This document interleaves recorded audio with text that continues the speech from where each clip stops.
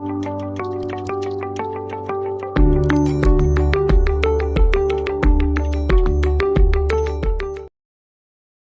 स्वागत है आपके अपनी class 10th only YouTube channel पर। तो आज हम बात करने वाले हैं सिंधु एवं वैदिक सभ्यता में जो अंतर रहा है उसके बारे में हम चर्चा करने वाले हैं कि जो वैदिक सभ्यता और सिंधु सभ्यता में क्या अंतर रहा है। ये कुल हम 8 तरह के अंतरों के बारे में चर्चा करने वाले हैं। ये बहुत इंपॉर्टेंट्स हैं, आपसे किसी भी कॉम्पिटिटिव एग्जाम्स में ज़रूर पूछ लिए जाते हैं। अगर आप इस चैनल पर नए हो तो प्लीज़ चैनल को सब्सक्राइब कर दो, बेल आइकन को ऑन कर दो, क्योंकि इस चैनल पर ऐसे ही इम्पोर्टेंट्स वीडियो मैं डालता हूं जिससे कि तुरंत आप तक वो वीडियो पहुंच जाए। तो चलो स्टार्ट करते हैं वैदिक सभ्यता और सिंधु सभ्यता के अंतर के बारे में कि वैदिक सभ्यता और सिंधु सभ्यता में क्या अंतर रहा है। तो जो वैदिक सभ्यता की बात करें हम, तो वैदिक सभ्यता में ग्रामीण सभ्यता थी। जो वैदिक सभ्यता हुआ करती थी इसमें क्या थी, ग्रामीण सभ्यता थी। और जो सिंधु सभ्यता में एक नगरीय सभ्यता थी। पहला अंतर तो ये हो गया। दूसरे की बात करें तो वैदिक सभ्यता में लोहे से बने उपकरण प्राप्त हुए थे। किससे? लोहे से बने उपकरण क्या हुए थे? प्राप्त हुए थे। तो वैदिक सभ्यता में क्या हुए थे? लोहे से बने उपकरण प्राप्त हुए थे। और सिंधु सभ्यता में लोहे से बने उपकरण प्राप्त नहीं हुए थे। किसमें? सिंधु सभ्यता में लोहे के बने उपकरण प्राप्त नहीं हुए थे, लेकिन वैदिक सभ्यता में उपकरण प्राप्त हुए थे। और वैदिक सभ्यता में घोड़ा एक प्रमुख पशु था। जो वैदिक सभ्यता में क्या था? घोड़ा एक प्रमुख पशु था। लेकिन सिंधु सभ्यता में घोड़े के निश्चित साक्ष्य नहीं मिले हैं। लेकिन सिंधु सभ्यता में क्या नहीं हुए कि घोड़े के जो निश्चित साक्ष्य थे वो प्राप्त नहीं हुए हैं। तो इसके आधार पर हम ये नहीं कह सकते कि सिंधु सभ्यता में घोड़े का कोई महत्व रहा है। लेकिन वैदिक सभ्यता में घोड़ा एक महत्वपूर्ण पशु हुआ करता था। ठीक है। और इसके और अंतर देखें, चौथे अंतर की बात करें हम, तो कहा गया है वैदिक सभ्यता में गाय को विशेष स्थान प्राप्त था। वैदिक सभ्यता में गाय को एक विशेष स्थान प्राप्त था, लेकिन मुद्राओं पर गाय का अंकन नहीं मिला। कहा जाता है मुद्राओं पर गाय का अंकन नहीं मिला। किसमें? सिंधु सभ्यता में। इसलिए कहा जाता है कि जो वैदिक सभ्यता में गाय को एक विशेष स्थान प्राप्त हुआ था, लेकिन सिंधु सभ्यता में मुद्राओं पर गाय का अंकन नहीं मिला है। इसके आधार पर नहीं कह सकते कि सिंधु सभ्यता में गाय का एक विशेष स्थान रहा था। और वैदिक सभ्यता का 5वें नंबर की बात करें तो मूर्ति पूजा के निश्चित साक्ष्य नहीं मिले हैं।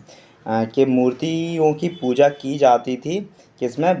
वैदिक सभ्यता में ये कोई प्रमुख निश्चित साक्ष्य नहीं मिले हैं। किसमें? वैदिक सभ्यता में। कि ऐसा भी आप कह सकते हो कि मूर्ति पूजा का उल्लेख नहीं मिलता है वैदिक सभ्यता में।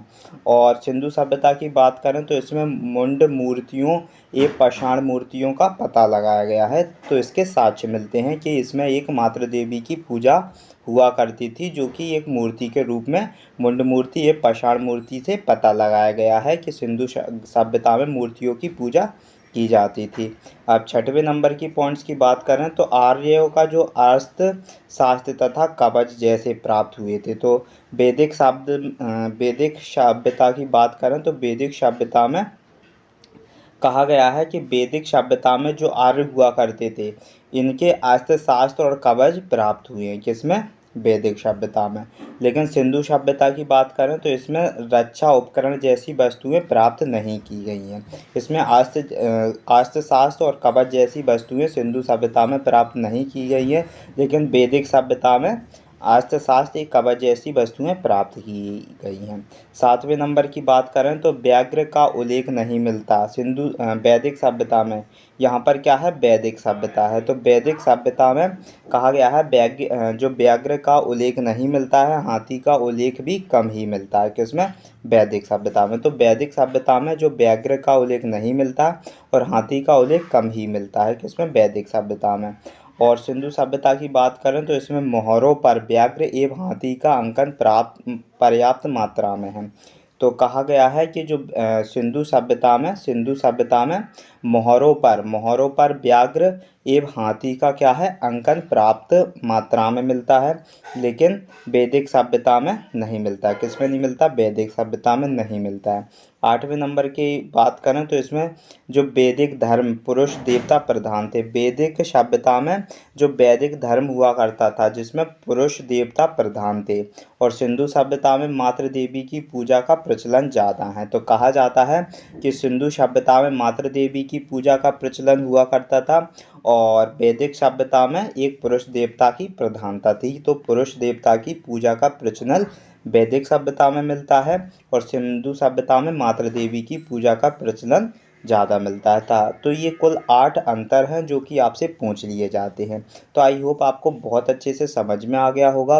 तो प्लीज़ वीडियो को लाइक कर दें एंड शेयर कर दें। चैनल पर नए हो तो चैनल को ज़रूर सब्सक्राइब कर दें, क्योंकि ऐसे ही इम्पोर्टेंट्स वीडियो मैं इस चैनल पर प्रोवाइड करता हूँ। छोटे वीडियो रहते हैं, आपको बहुत अच्छे से और जल्दी से समझ में आ जाते हैं। तो आज के लिए इतना ही, मिलते हैं नेक्स्ट वीडियो में।